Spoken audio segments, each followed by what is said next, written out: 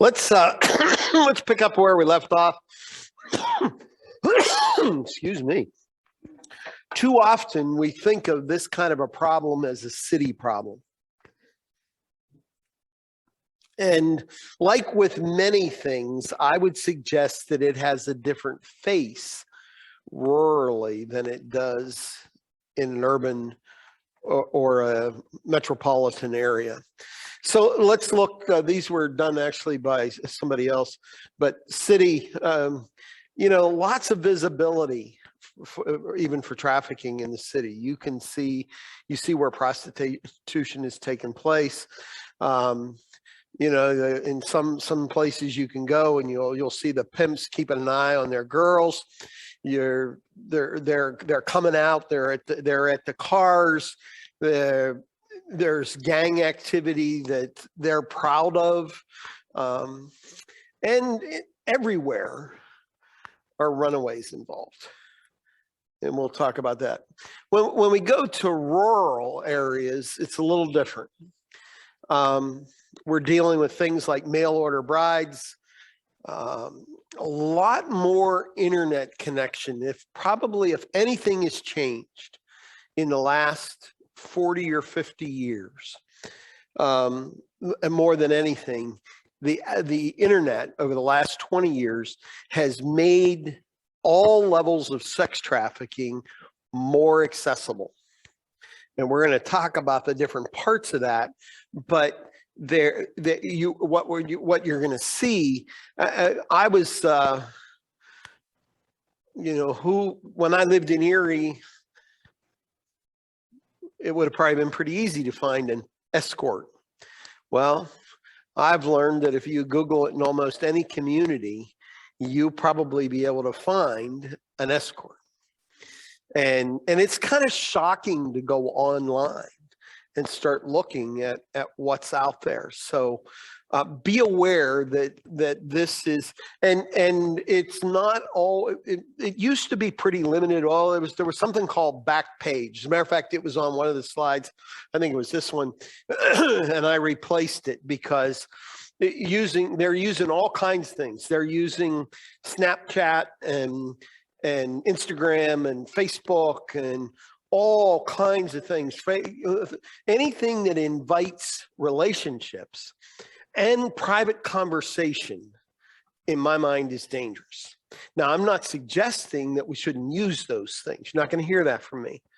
But like anything else, we ought to be aware. If you're like me, I probably get 5 or 6 friend requests today from beautiful young women that I don't know. All right.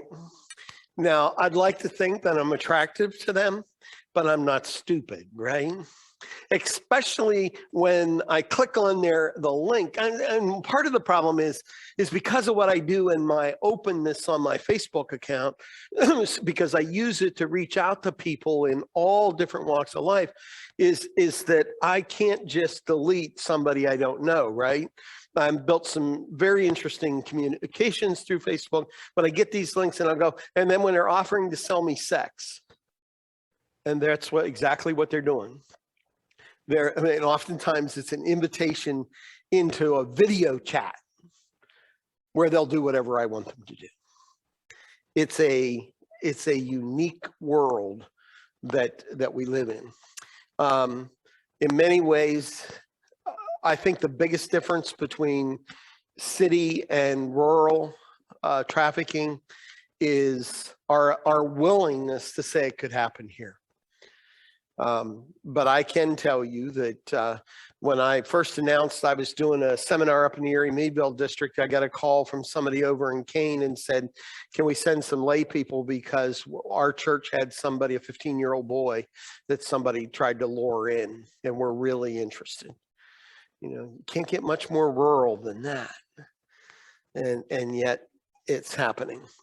Again, I'm going to just kind of emphasize that we're talking about prevention, intervention, and restoration. But this is a complex problem. The grooming says we're going to target the vulnerable.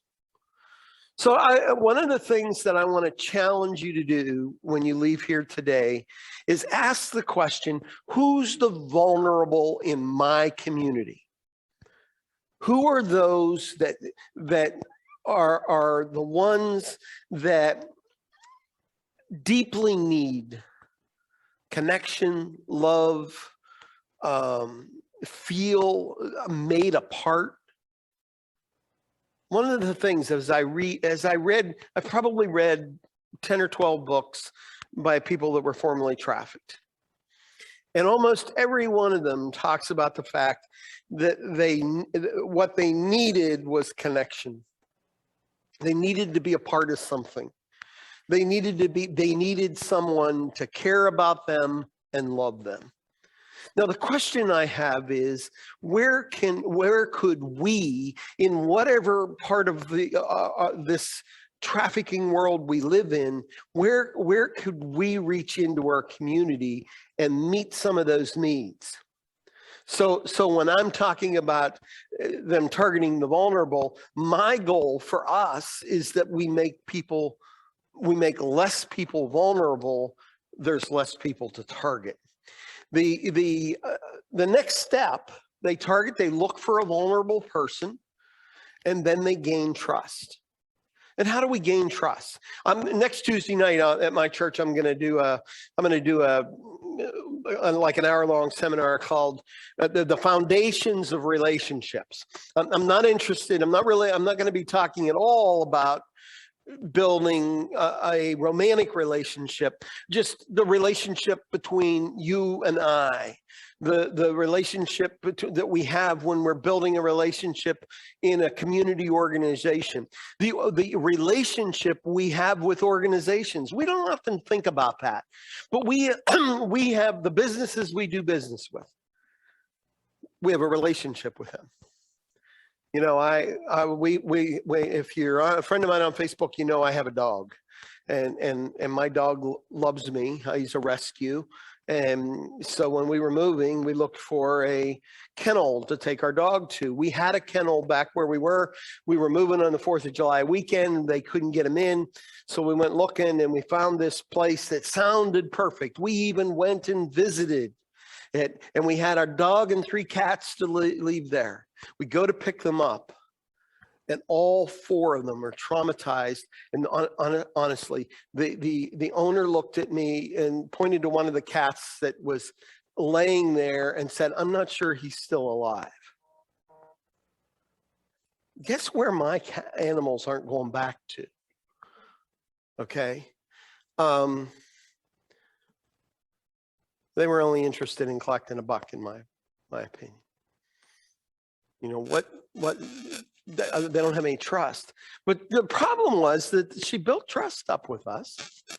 When we went to visit, told us how greatly they cared for the animals.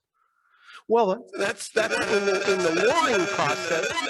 We target, we look for vulnerable, say, I'm going to meet your need, and we gain your trust. And how do we do that? We're meeting needs. You need to feel better about yourself. I'm going to make it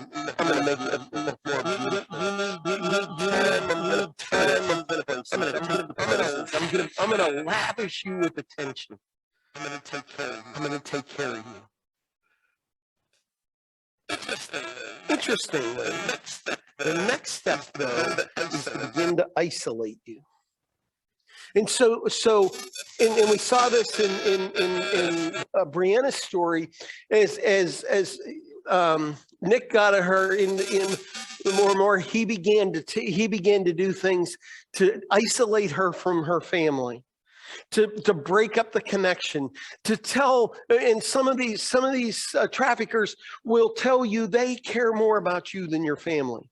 And you know, if you're already vulnerable because of your family situation, that's even worse.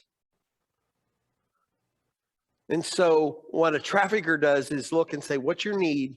And I'm going to tell you, I'm going to build to trust, and then I'm going to tell you I'm going to meet your need. That's my promise. And then at the same time, begin to isolate you from the people that are most likely to care. One of those people in Brianna's story is Evan. Isn't it interesting? He still cared enough. You see, we're doing, and once we've got you isolated, once you're isolated, then we can exploit you. In every one of these stories I heard, that's what happens. Labor trafficking is the same thing. You think you're going to a job, you're going to a construction job, and you get there and you find out you can't go home and that you're going to stay somewhere. And they told you to leave your cell phones back. And now they can. There was one scene. I don't remember whether it was Lacey or Brianna, but talking about they only got to get you to do it once, and then they can exploit you. Get you to go in and dance in the strip club. And then we can exploit that. We can shame you. Part of Brene Brown's work is on the role of shame and vulnerability. And lastly, control. We're going to control you. We're going to do that with whatever we can. We're going to take, and we are going to keep control of you. We're gonna work to make sure you don't have people you can reach out to. You've isolated. Oftentimes we've forced you to break relationships you had, people that you trusted before, because the trafficker has your best interest at heart, when the only person's interest they have is their own. And so now they'll do everything they can. So this is the basic grooming process. Target the vulnerable, gain their trust, begin to meet their needs, then isolate them, and then do whatever you have to do to control them. And if you remember back earlier, I talked about the fact that often means that that drugs are involved. Because one of the ways to control people is to create a dependency on drugs, and they provide them. And then they provide them in the labor industry. What do? You go to work and you earn money, and they withhold it. They don't pay you, or they keep your papers. And whatever it takes to maintain control of who you are.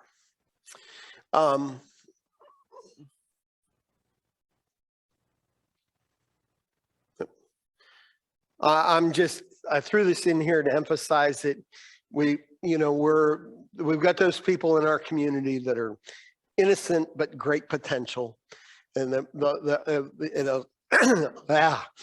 they're thinking doesn't happen here, and it can't happen here. But I'm going to suggest to you there is no community in which this couldn't happen. There's a potential target. Trafficker sees them. They begin the grooming process, and pretty soon you've got a trafficked person. Now, we're aware, most of us are aware of domestic violence incidences. And where for me, domestic violence plays into a trafficker's hands is my experience over the years with domestic violence and the unwillingness to walk away. I can remember the first time I ever experienced, it was in my own community, and a guy would beat his wife regularly. I can remember the police and broke his jaw one night, and she, my mom would take her to the hospital, and she would say, "Oh, I fell down the stairs." Well, why? Why? What holds that kind of control? I think we'll look at that. But I'll never forget I just became a pastor, and I had a girl in her mid-20s that was part of the church, and first time I ever had a conversation with her, a lengthy conversation, probably 20 minutes in, I thought, this is somebody that's been abused. And sure enough, about 9 months later, as we were building somewhat of a relationship and she was gaining trust in me, she shared with me that she had been abused. She had been raped. But then she would She came in one night and she said to me, or she came into something at the church and she said, "Can't believe what I just did." "What'd you do?" "Well, I had sex with my boss on his desk." "Why would you do that? You know he doesn't care about you." "Yeah, but I know what to expect." And I remember thinking about that. You know what? Why sometimes we don't leave a terrible situation because at least we know what to expect. We do that in a lot of things in life. And that plays a role. So that and so the same thing that I was seeing in domestic violence cases, I can remember times that I was fearful for my life when I was working with a woman trying to get her out of a domestic violence situation, and when her husband found out, it threatened my life. One time called my office and left. I called the police, had him come listen to it. The husband called and threatened me, threatened my life. It really wasn't about controlling me. It was about controlling her, creating fear, and forcing her to do what he wanted. So key role in force, coercion, and fraud. Now, this would be a much easier problem if one group could deal with it. But there's a lot of players in this. Yeah, and it starts in the home. When my conversation with Cinnamon, I think what she's going to share with you later is, seeing it in the home where a mother is trafficking her daughter for pornography or sex use to buy drugs. And if you don't think it's happening in your community, you get your head in the sand. That kind of stuff is happening all over the place. And so trafficking doesn't ever have to leave the house. It's a trade for something else. Church, I hope we're going to have a role in fixing this. I threw the police up there twice. There's the people that work back at the station, the people that make decisions, and then there's the patrol people that are out on the street. And one of the things I'll talk briefly about later is discretion. That police officers have so much discretion on who to arrest and who not to. And what are they rewarded for? What makes it look good for them? If you're the police chief, what makes it look good for you? Number of arrests, right? Number of convictions. So you have the judicial system that's a part of that. You have the social services. We have people here from social services. But one of the things that I've learned about these social services, there's this huge network out there, but we spend very little time, in my mind, communicating with one another. I'm always interested because I tend to be a connector. So I move into a community and I meet somebody, and then I met Cinnamon. And so now everybody I meet in social services, I say, "Do you know Cinnamon?" And when they say no, I'm like, "How does that happen?" They're new.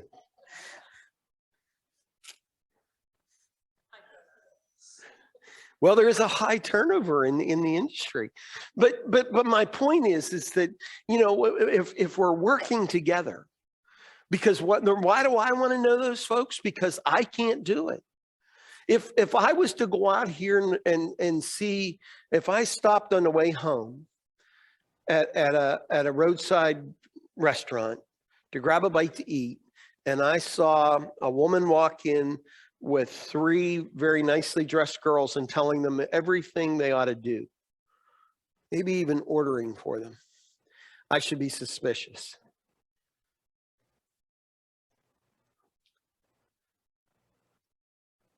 Can't happen here though, right? It's somebody stable. It's somebody's group of girls. Would I walk over and say, "Are you trafficking those girls?" Not if I'm smart. But I might. But you can bet I'd pay far more attention. I can tell you, I will never drive through a truck stop or a rest plaza again without scanning the lot to look to see whether somebody's being trafficked in that place, because it happens all the time. But our legislature plays a key role. They make the laws. And so maybe one of us in this room should be working on legislation. But we have to be careful of what we work for. I don't know about you, but I was back in the 1980s. Do you remember when we declared war on drugs? You know, it's things like 3 strikes and you're out. And, you know, we made a whole bunch of drug offenses. We made them felonies and all that. You know what we didn't do? And this runs into the trafficking. We didn't think about the long-term effects of all these people having a felony on their record. And now they can't get a job because what's a job application have? You ever been convicted of a felony? Yes. 2 people looking at the same job, boom. One gets it and one doesn't. Legislation. Looking, and what are we doing? We're talking, remember, I spent all that time talking about cause and effect, about, you know, what we have to make sure that our solutions are not going to make a problem somewhere else if we can avoid it. And so as we address a problem, we need to, but there's all these groups, and then there's business. You know, it's interesting. I had a very interesting conversation with a businessman up in Crawford County who told me that he intentionally hired former drug people. And that struck me as funny. I said, "Why do you do that?" He said, "Well, one, I have a possibility that they really want a new chance." And he says, I'll be honest, he said, a lot fail. But if I have 1 or 2 successes, it's worthwhile. See, the question is, are we willing to take a chance? About 30 years ago, I was managing a chain of retail stores, and I caught a guy stealing from me. He was taking products out the back door, giving them to his friend, and his friend was bringing them in and returning the product for cash, and he would write the receipt. Well, he got greedy, and he did one that was too big. And they couldn't do it out of the register, so they needed a check, and they took it up to the bookkeeper, and the bookkeeper got on the phone and said, "Jeff, this looks funny to me. Will you come look at it?" And so then it got my attention. I did a little quick examination, and I realized this guy had been scamming us. Long story short, I fired him. I fired him in an afternoon after I had to bring the police in to convince him, you know, that admit what he did. I fired him. He calls me that night about 5:30 and said, "Can you meet me at your office?" I'd known this boy. I was at his house the day he came home from the hospital. I delivered newspapers. I knew this kid. I just fired this guy, though, about 3 hours ago. I was not real anxious to meet him alone in my office, but I decided he was worth the risk. So I went to the office, and I'll never forget. He came in, and he sat down across the desk from me, and he started to cry. And he said, "Jeff, I need help." He said, "I am desperate for help." And he said, "I'm addicted." I said, "What are you addicted to?" And he said, "Everything. Alcohol, heroin." He went through a litany of stuff. And I said, "Tell you what I'll do. I'm going to call my pastor and see what he can do." So call my pastor. "Hey, Bill, can you help?" "Hang on, Jeff, I'll call you right back. Let me make a phone call." He made a phone call. He called me back. He said, "If he'll go right to rehab right now, I'll come pick him up." He came to my office, picked him up, took Rick to the rehab, and I had to go to his mom's house to tell him that he was in rehab and she wouldn't hear from him for 28 days. And I said, "Rick, you're fired. I can't hire you back. You were stealing from us. But I'll tell you what I'm going to do. I'm going to pay hospitalization for you to be in rehab for the next 60 days. Company will pay that for you. Rick got out of rehab, joined NA, went back to school, became an architect, and was a successful young man. And every time I would see his mother, she would tears running down her eyes. Thank you.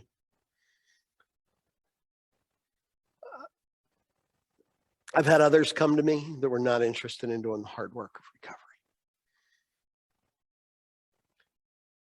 But business people have to make those kind of decisions every day too.